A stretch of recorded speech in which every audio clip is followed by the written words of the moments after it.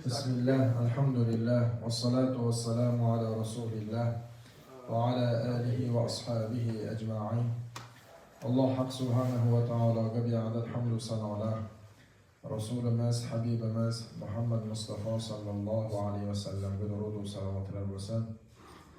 Mana bu masjidga biz kelib, juda ham qalbimiz shod bo'ldi, ko'zimiz quvnadi. Yana Alloh taolodan so'raymizki, bu jamoatingizni safini bundan da ziyoda qilsin. Alloh subhanahu va taolo Qur'oni Karimda masjidni obod qilish haqida oyat nozil qilgan.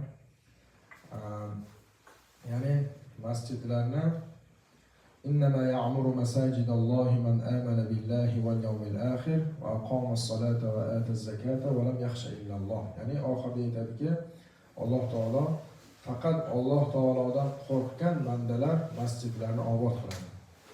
Asosan masjidlar obodi lekin shu jamoat bilan bo'ladi. Agar jamoat ko'p bo'lsa, yaxshi bo'lsa, jam bo'lsa, o'sha masjid obod bo'ladi.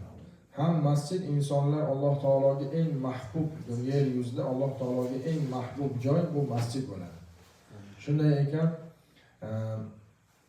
qaysi millat bo'lishidan qat'iy nazar Alloh taolo Qur'oni Karimda innamal mu'minuna ikhwa. Ya'ni mu'minlar, albatta mu'minlar aka-uka, birodardirlar. Qaysi nimadan bo'lishidan, tili boshqa bo'lishidan qat'iy nazar o'sha mu'min bo'ladilar, birgalashib mana shu joylarda namoz o'qilsa, ham bu masjid odamlarni hamma joyini boshini qovushtiradi bir joyga.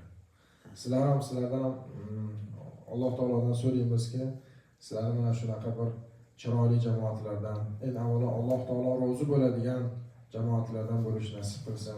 Alloh taolo safinlarni ziyoda qilsin. Keyingi yillarda mehmon bo'lganimizda bu joylarni yana bu katta masjidlarda to'la insonlar namoz o'qishni Alloh taolodan so'rab qolamiz. Assalomu alaykum va rahmatullohi va barakatuh.